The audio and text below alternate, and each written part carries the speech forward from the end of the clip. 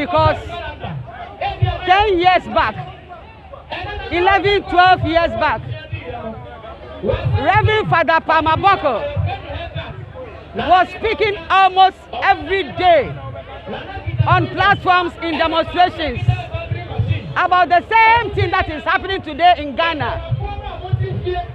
8 years down the line, he has become like a tortoise.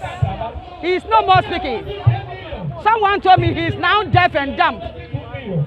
Well, I'm here today to invite him. If he knows that he is not deaf and dumb, he should come out, join the same demonstration that he did some time ago, because he spoke about the same thing we are speaking about today some time ago.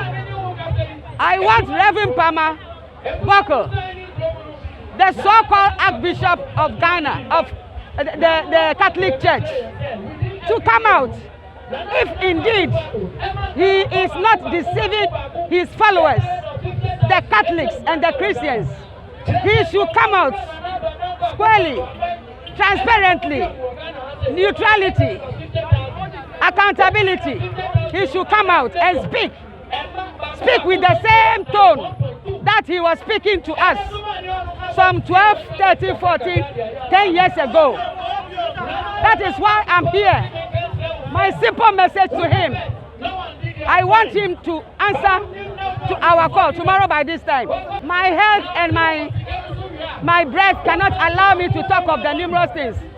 I think you can see the other inscriptions on the various placards.